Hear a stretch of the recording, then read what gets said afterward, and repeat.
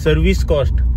प्रत्येकाच्या मनामध्ये हाच विचार असतो की बाबा रे सर्व्हिसिंग खूप जास्त जवळ आली. सर्व्हिसिंग कुठून करावी, सर्व्हिस सेंटरवरून करावी की आपण आपल्या जवळच्या मेकॅनिक कडून करावी. आणि तिकडनं जरी केली तरी बऱ्याचशा लोकांना प्रश्न असतो की त्रास होतो की बाबा सर्व्हिस कॉस्ट खूपच जास्त घेतली जाते आमच्याकडनं. आणि मेकॅनिक लोक जे आहेत किंवा सर्व्हिस सेंटरवाले जे आहेत ते आम्हाला चक्क लुटतात.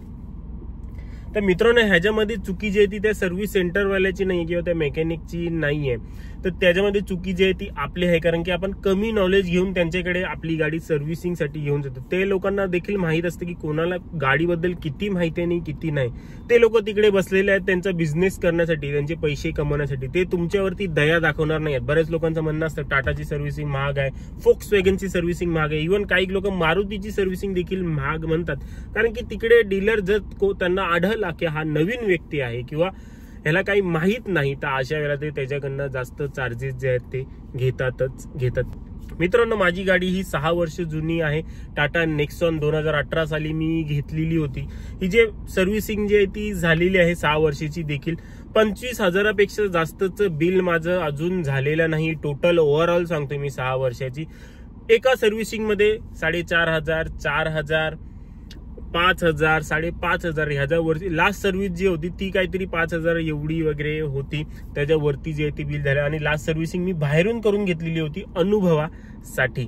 मोस्टली मी माझी गाडी सर्व्हिस सेंटरमध्येच घेऊन, ऑथराइज सर्व्हिस सेंटरमध्येच घेऊन जातो. इव्हन काही रिपेअर असलं तरी देखील तिकडेच मी माझी गाडी घेऊन जात आलोय. तर मी कुठल्या ट्रिक वापरतो किंवा कुठल्या गोष्टी वापरतो आणि कुठल्या गोष्टीला नाही असं सांगतो त्याबद्दल आजच्या व्हिडिओमध्ये बोलणार. हा व्हिडिओ तुमचा खूप जास्त फायद्याचा असणार आहे, त्यामुळे हा व्हिडिओ आवर्जून पहा. गोष्ट नंबर 1, कधीही ऑथराइज सर्व्हिस सेंटरमध्ये जेव्हा तुम्ही तुमची गाडी सर्व्हिसिंगसाठी घेऊन जाता तेव्हा नेहमी त्यांच्याकडे डिस्काउंटसाठी आधीच बोलून घ्या. प्रत्येक ऑथराइज सर्व्हिस सेंटरवाले 10% पर्यंतचे डिस्काउंट तुम्हाला देऊ शकतात. इव्हन जो सर्व्हिस ऍडवायझर तुम्हाला कॉल करतोय किंवा जो कॉल पर्सन तुम्हाला कॉल करतोय तो त्याच्याकडनं देखील 10% एवढा डिस्काउंट तुम्हाला घेऊ शकतो. किंवा असे सर्व्हिस सेंटर पहा की जिथे लोक कमी जात आहेत किंवा जे नवीन ओपनिंग आहे तर तिकडे तुम्हाला डिस्काउंट मिळून येईल. मी देखील स्वतः अशाच सर्व्हिस सेंटरमध्ये जातो. मी तर सरळ त्यांना सांगतो की बाबा हा सर्व्हिस सेंटरवाला मला एवढा डिस्काउंट देत आहे तर तुम्ही किती द्याल, तुम्ही देखील द्याल का, किंवा तुम्ही कुठली गोष्ट मला फ्री द्याल का, हे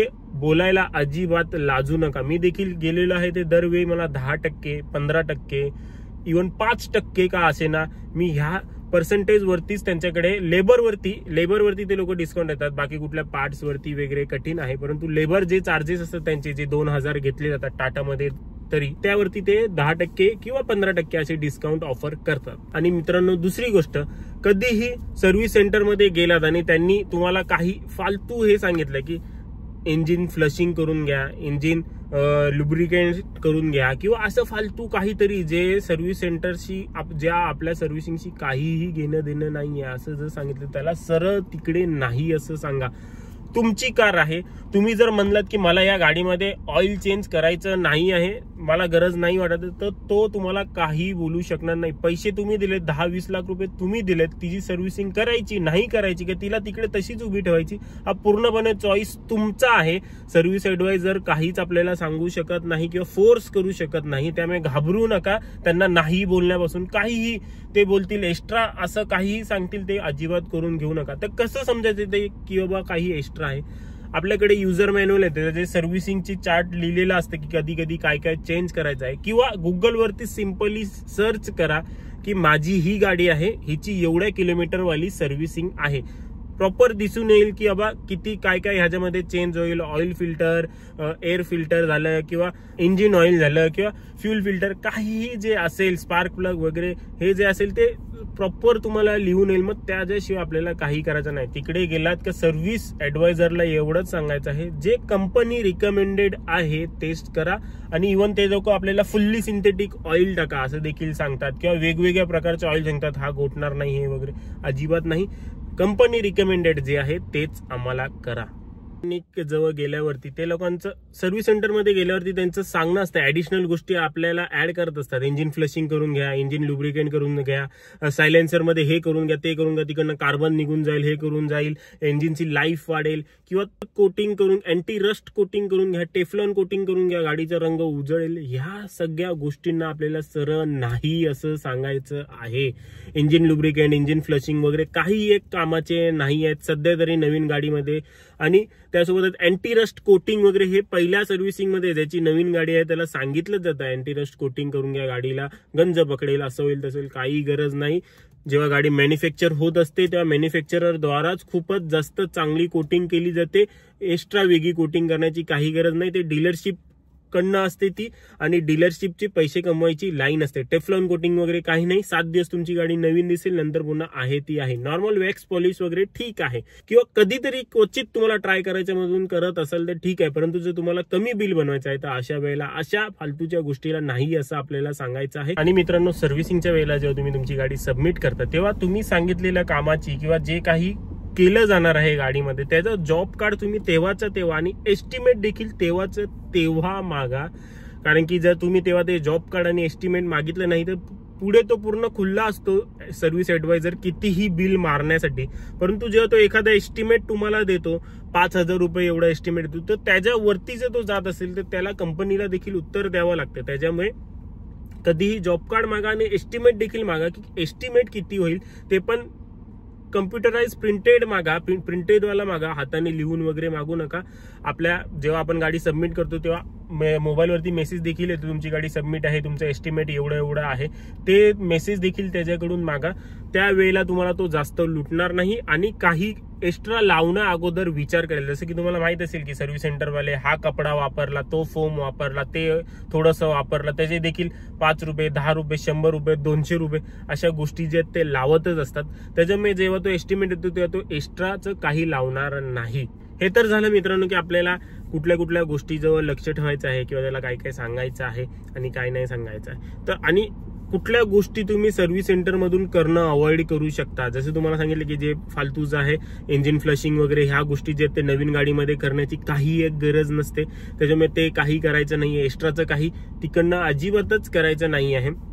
आणि दुसरी पुढील गोष्ट आहे की कुठली गोष्ट तुम्ही तिकडनं करणं अवॉइड करू शकता. तर सगळ्यात महत्वाचं म्हणजे मी देखील तेच करतो आणि तुम्ही देखील करा की तिकडनं व्हील अलाइनमेंट आणि व्हील बॅलन्सिंग ह्या करणं जे आहे ते अवॉइड करा. तिकडनं व्हील बॅलन्सिंगच्या फक्त एका अमाऊंट मध्ये जे ते तुम्ही पूर्ण बाहेर जे ते व्हील अलाइनमेंट, व्हील बॅलन्सिंग, त्यासोबत वेट वगैरे ऍड वगैरे सगळं करून घ्याल तुम्ही तिकडनं. बाहेर जे ते 1000 रुपयाचं आतमध्ये माझ्या गाडीचं तरी होऊन जातं सगळं. व्हील अलाइनमेंट आणि व्हील बॅलन्सिंग वगैरे सगळं होऊन जातं. आणि सर्व्हिस सेंटरमध्ये 2500 एवढं बिल बनतं व्हील अलाइनमेंट आणि व्हील बॅलन्सिंगचं. त्याच्यामुळे सर्व्हिस सेंटरमध्ये ते अजिबात करू नका. ते करतायत नाही करतायत आपल्याला माहित नाही, आपल्या समोर तर ते दाखवत नाही. परंतु जेव्हा तुम्ही व्हील अलाइनमेंटच्या शॉपवरती जाता आपल्या समोर सगळं केलं जातं, आपल्याला सगळं दाखवलं जातं, वेट वगैरे सगळं दाखवलं जातं. त्यामुळे सर्व्हिस सेंटर मधून व्हील अलाइनमेंट, व्हील बॅलन्सिंग ह्या गोष्टी करणं अवॉइड करा. मित्रांनो, हे तर झाले की जेव्हा सर्व्हिसिंगसाठी गाडी घेऊन जातो तेव्हा कुठल्या कुठल्या गोष्टी करायच्या आणि नाही करायच्या आहेत. आता शेवटचा प्रश्न की गाडी जी आहे ती आम्ही कुठून सर्व्हिस करून घेऊ, ऑथराइज सर्व्हिस सेंटर मधून की बाहेरच्या कुठल्या मेकॅनिक कडून, असे प्रश्न अजून देखील बरेचसे येतात माझ्याजवळ. मागे त्याच्याबद्दलचा व्हिडिओ बनवलेला होता, त्याची लिंक मी देईन, तो डिटेल्स मध्ये आहे. परंतु इथे तुम्हाला शॉर्टकट मध्ये सांगतो, जर तुमची गाडी वॉरंटी पिरियड मध्ये आहे तिथपर्यंत तुम्ही तुमची गाडी ऑथोराइज सर्व्हिस सेंटर मधूनच सर्व्हिसिंग करून घ्या. कारण की वॉरंटी पिरियड मध्ये जर बाहेरनं करून घेतलीत आणि काही झालं गाडीमध्ये चुकून तर ते सरळ सरळ तुम्हाला त्या बाहेर केलेल्या सर्व्हिसिंग बद्दलच ब्लेम करतील. त्याच्यामुळे जिथपर्यंत वॉरंटीमध्ये आहे तिथपर्यंत सर्व्हिस सेंटर मधूनच तुम्ही करून घ्या आणि त्यानंतर तुम्ही जर बाहेरनं केलीत तरी चालेल. आता मी देखील माझ्या 6व्या वर्षाची सर्व्हिसिंग जी आहे ती बाहेरने केली. आतापर्यंत सर्व्हिस सेंटर मधूनच करत होतो ऑथराइज वाला. बोललो चला अनुभव होऊया म्हणून बाहेरनं केली. बाहेरनं करताना देखील ह्याच सगळ्या गोष्टींची काळजी घ्यायची आहे, लक्ष ठेवायचं आहे प्रत्येक गोष्टी बद्दल. बाहेरील मेकॅनिक देखील आपल्याला लुटतच असतात, ह्याच गोष्टी त्यांच्यासोबत देखील आपल्याला फॉलो करायच्या आहेत. प्राइस वगैरे जे आहे ते अगोदरच डिसाईड करून ठेवायची आहे. परंतु मित्रांनो, जर तुम्हाला बाहेरनं सर्व्हिसिंग नसेल करायची, तुमच्या इकडे तसा कोणी मेकॅनिक नसेल, सर्व्हिस सेंटर नसेल, तर तुम्ही ऑथराइज सर्व्हिस सेंटर मधून जरी करून घेतली तरी चालेल. 1,500-2 हजार रुपये जास्त होतील, परंतु तुमच्याजवळ एक सिक्युअर पॉइंट राहील की बाबा जर काही प्रॉब्लेम झालाच तर मी कंपनीला लगेच कंप्लेंट करू शकतो आणि माझी जे प्रॉब्लेम आहे ते मला सॉल्व्ह करून मिळेल तसं बाहेर होणार नाही. बाहेर जर तुम्ही सर्व्हिसिंग केली आणि त्यानंतर काही प्रॉब्लेम झाला तर ते लोक लक्ष देत नाहीत, त्याचे एक्स्ट्रा चार्जेस घेतात. तर मित्रांनो, हेच काही ते पॉइंट आहेत ज्याजवळ आपल्याला लक्ष द्यायचं आहे आपले पैसे आणि वेळ वाचवण्यासाठी. तर मित्रांनो, आशा करतो तुम्हाला माझा हा व्हिडिओ आवडलेला असेल. व्हिडिओ आवडला लाईक करा, शेअर करा, तुमच्या मित्रांना देखील पाठवा, कमेंट करा, त्यांनी मला मोटिवेशन मिळतं. आपल्या चॅनलवरती बरेचसे व्हिडिओज आहेत, खूप जास्त आहेत, त्या जा पहा, त्यांनी तुम्हाला नॉलेज गेन करण्यामध्ये नक्कीच मदत होईल. तर मित्रांनो, आपल्या आजच्या व्हिडिओमध्ये एवढंच. भेटूया पुढच्या व्हिडिओ.